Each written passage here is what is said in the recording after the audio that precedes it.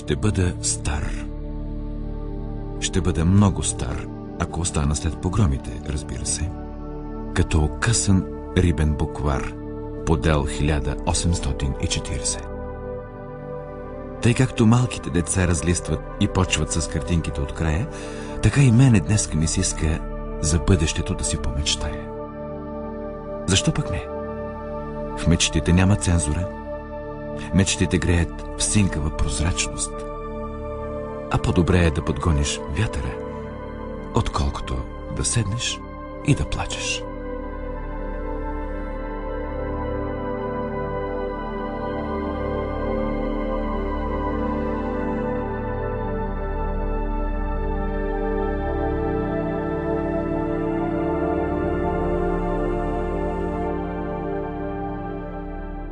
В 1954 година за пръв път чух за него. Малко преди да пуснат филма "Песен за човека". Чух го в училище от класната ми ръководителка, която беше и преподавателка по литература. Тогава ни прочете част от киносценария за филма "Песен за човека" и стихотворението "Пролет моя" го запомних наизуст от първото слушане от тогава. И това ме грабна най-напред. А по-нататък вече, както го е казал в Испания, сега за мен ти си ужас, сега за мен си съдба. Така се получи, без да мога да дам обяснение за някои неща. Родена съм в Банско. Мурите в бащиния ми двор са огласали с песните си. Неговите учители, остарели са 20 години, са били и мои учители. Ние бехме и съседи, и роднини.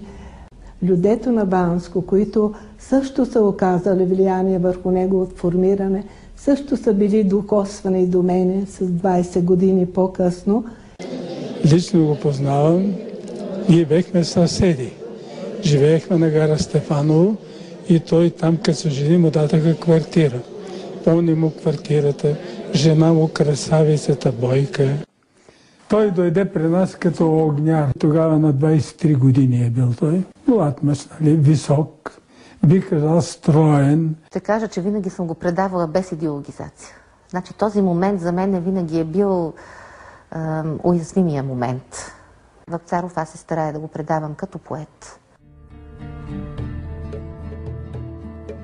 С живота сме в разпра. Но ти не разбирай, че мрази живота. Напротив.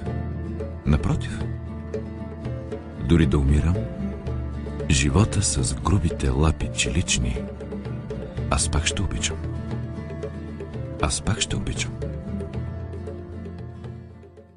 Ами, както си го е казал, простата човешка драма. Това трябва да излезе. Политизирането си беше етап на човешкото мислене. До 1989 година беше един шаблон на мисленето, общ. След това вече се отиде в другата крайност. Това, което е рисувано като икона, да бъде очернено, да бъде сатанизирано. Но сетне вече нещата постепенно си тръгват така, както би трябвало да тръгнат. Хората се стремят да разбират човешки историята. И тези, които са я създавали, не само Вапцаров.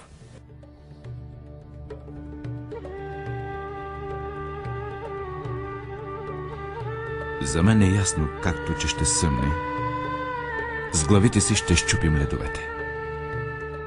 И слънцето на хоризонта тъмен, да, нашето ярко слънце ще просветне. И нека като пеперуда малка крилата ми опърли най-подире.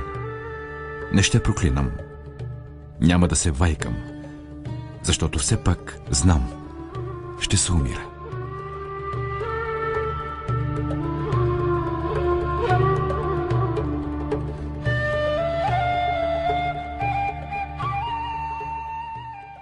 Той работи тук от месец февруари 1932 година до месец юни 1936 година. 4 години.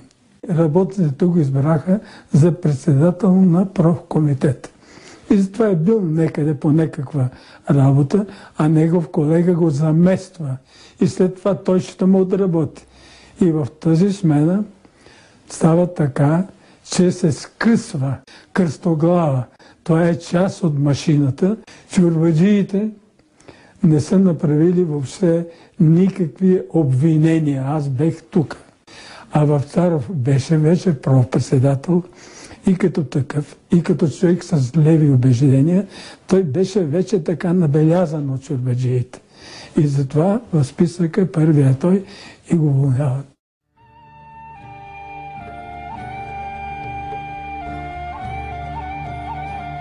Ние сплетохме здраво ръце. С тебе се счепкахме здраво. Кръв капе от моето сърце, грохнал си ти. Тогава един ще бъде поволен. Един ще бъде победен. И победеният си ти.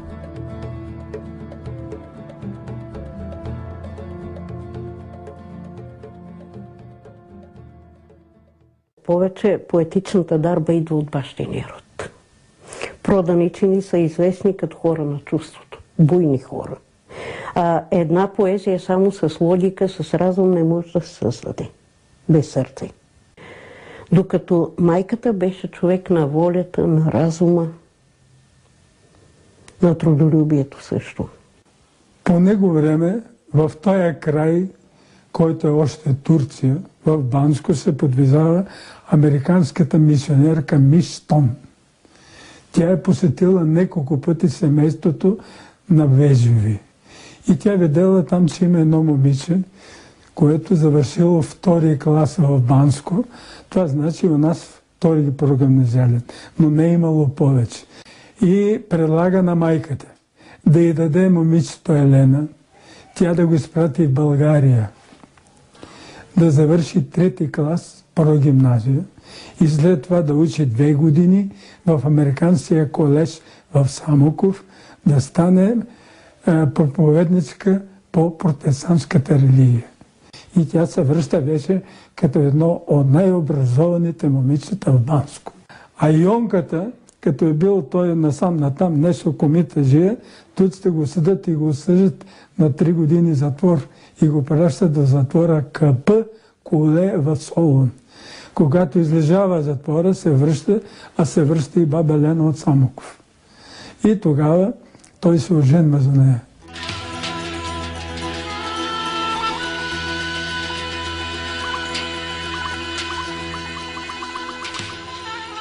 Над моята земя в небето опира Пирин. И мурите в буря и линденски приказки пеят. Над Охрид лазура е толкова просторен и син, а още надоле е светлия бряг на Егея. Спомням си само. И ето нахлува кръвта в сърцето, което топи се от някаква нежност. Моя страна. Моя прекрасна страна. Поена с кръв и разлюляна в метежи. По беласица телени мрежи.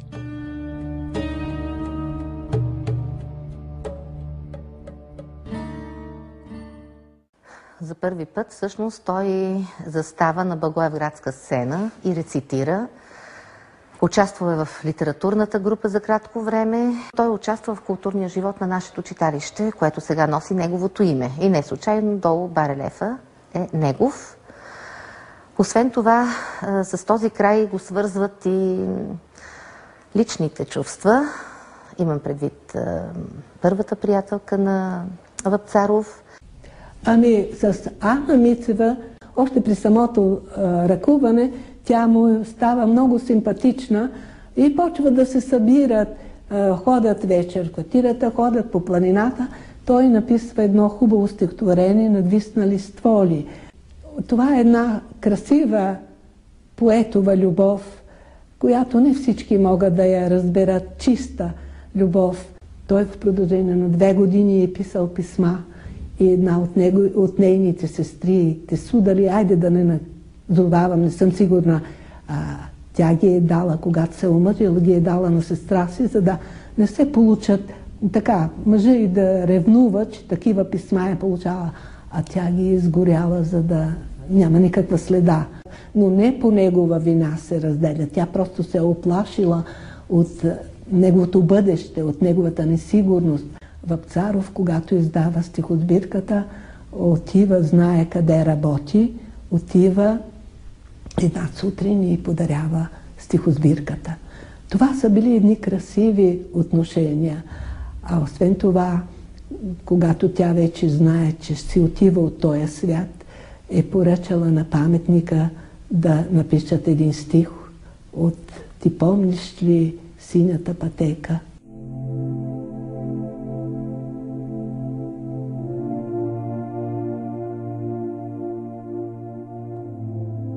Пролет моя бяла пролет, още не живяна, не празнувана, само в зрачни сънища сънувана. Как минуваш ниско над тополите, но не спираш тук своя полет.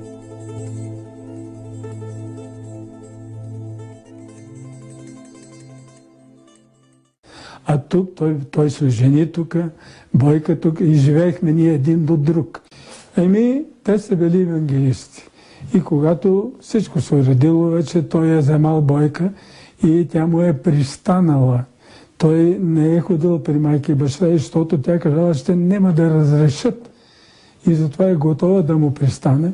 Той е отишъл при попа. И той му казал, че трябва да отиде при владиката за тая работа. И той отива при владиката и там му казали, че да, може ти, ако ти си смениш религията, вместо евангелист да станеш източно православен. Но за тая работа трябва 40 дни подред да идеш при попа в Бараково да ти чете молитви, да се очистиш.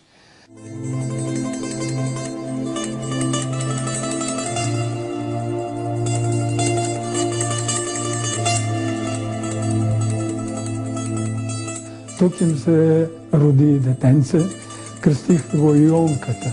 И така той умира детенцето след 3 месеца, като отиват в София.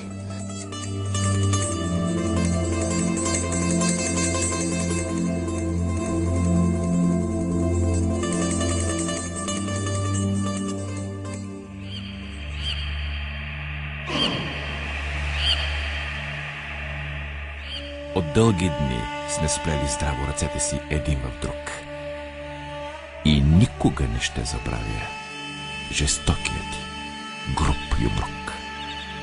Как мислиш, ще ли победиш навъсен, мръсен, зъл живот?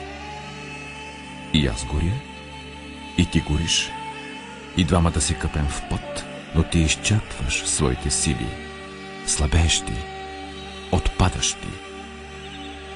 Зато и така жестоко жилиш в предсмъртен ужас, може би. Тогас на твоето място дружно ще изградим с много пот един живот, желан и нужен. И то какъв живот?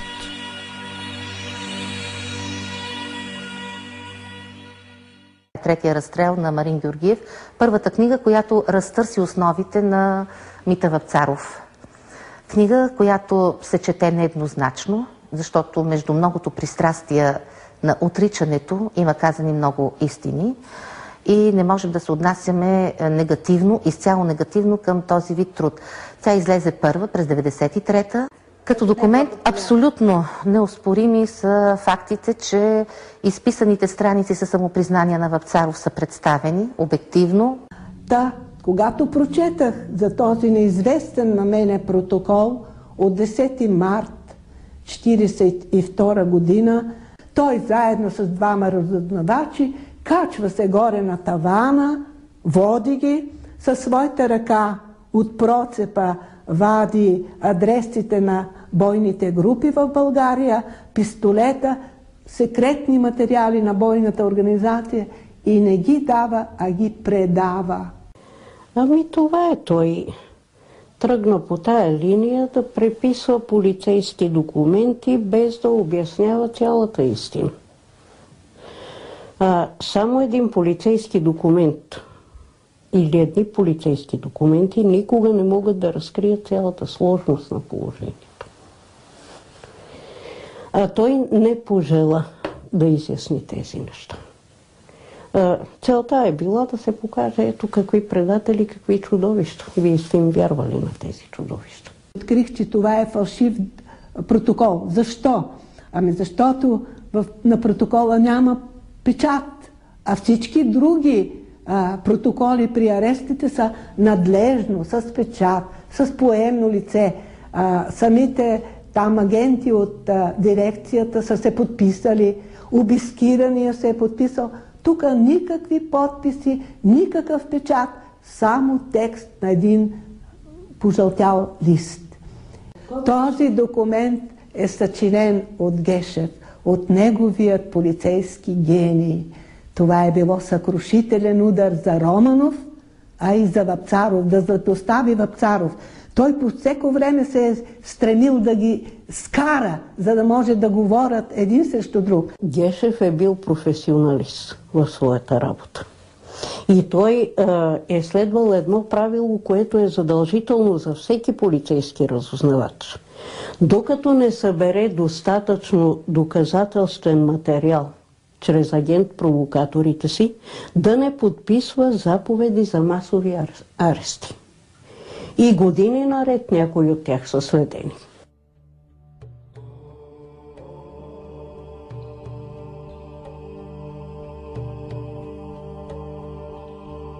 Какво ще ни дадеш, Историо, от пожълтелите си страници? Ние бяхме неизвестни хора от фабрики и канцеларии.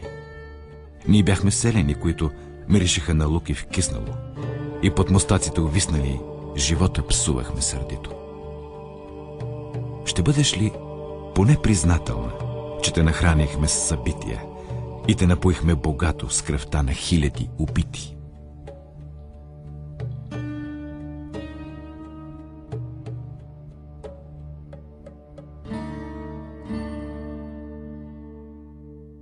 Прокурора по първия вариант на обвинителния акт, който се чете в съда, иска смъртно наказание на всички. Резултата накрая е 12 смъртни присъди, от които 6 задочно. Щъркелов, Елисавета Багряна са тези, които са се явили все пак, имали са доблестта да се явят. И с дълбоко чувство на благодарност Райна Вапцарова пише, че Багряна е тази, която е защитила таланта на поета. И най-хубави неща да са говорили за Вапцаров, това не би повлияло на съдебното диране по следните причини. Единственото условие, което първо Гешев по време на съдебното следствие, второ съдебния състав по време на процеса и трето двореца са поставили, е било който иска милост, писмена декларация при Гешев, че се отрича от това, което е извършил, разкаива се и съжалява за него. Това условие е било поставяно не само пред Вапцаров, и пред другите, които загиват заедно с него. Нито един от тях не е пожелал да подпише такава декларация.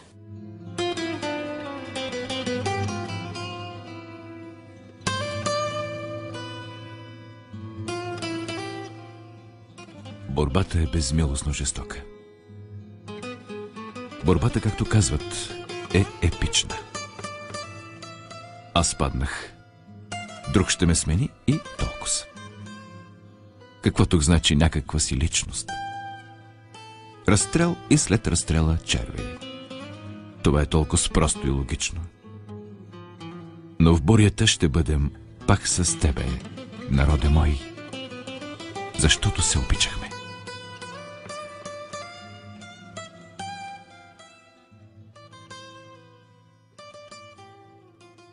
Аз съм била 14 годишно момиче. Ние нижехме тютюн в старата къща. Баба Елена, ние си казвахме Очиная, по бансклийски, тя дойде 2 дена след разстрела да излезне некъде от къщата, от мъката. Тя каза, че тичала е, тропала е по много порти, но е срещала студенина, разказа как в двореца Груев първия път я е посрещнал учтиво, защото той е гостувал във Вапцаровата къща. Обаче втория ден е бил съвсем друг. Казал, монарха отрича, не иска да ви види. Защото срещу Никола има доказателства, че той се е борил срещу него, срещу властта и той не иска въобще, не иска да ви види. Предложили пари и тя казала, пари не ми трябват. Жив Никола, да го спасим Никола. Той съчувствал на майката и подсказал, че може да го издебне, буквално да го издебне цара, когато върви по един от коридорите, в 12 без 10 ще мине по този коридор.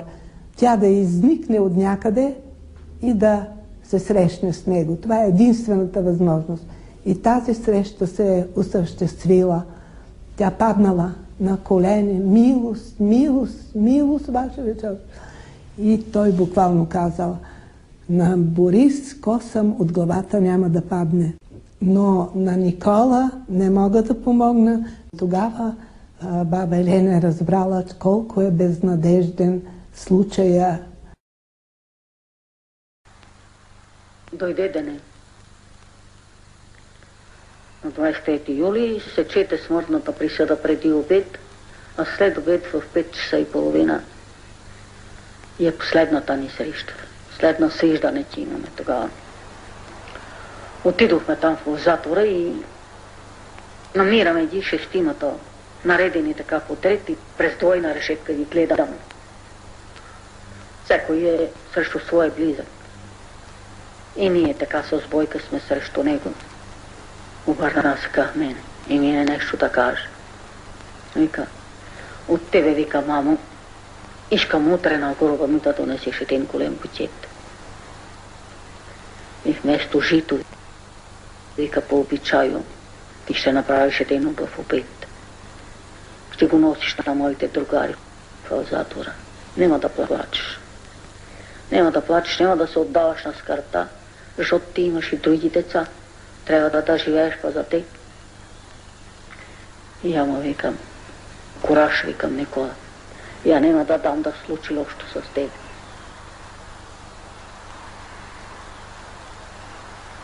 И това беше последното.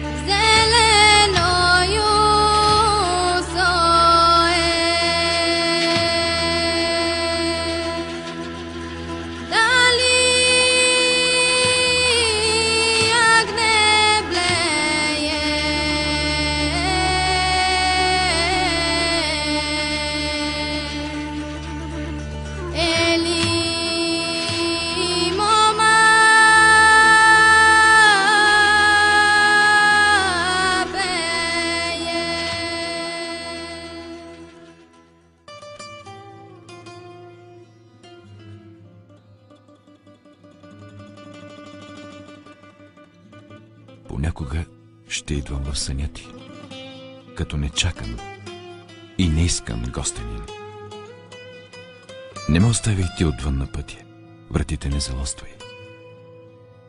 Ще влезна тихо, кротко ще приседна, ще вперя поглед в мрака да те видя. Когато се наситя да те гледам, ще те целуна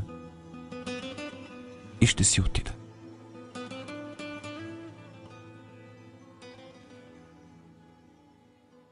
всичко, което съм я питала, отговаряше ми жената, но конкретно не мога да си спомна друго, освен един път, че ми каза, че гледа Никола Вапцаров на сън, че и казва, не разбран си отидох.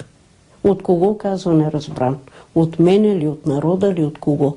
То такива необикновени личности винаги си отиват недоразбрани.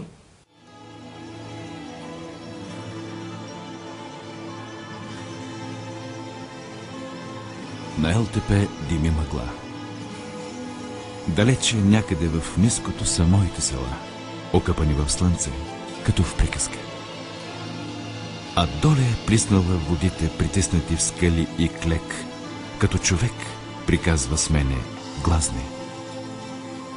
Разказва ми, че там една жена, засухрена от скръб и от тревога, ме чака да се върна у дома. И още ме обича много. Разказва ми как с поглед замъглен тя всеки пътник пита простодушно дали ще се завърна някой ден. И аз мълча и слушам.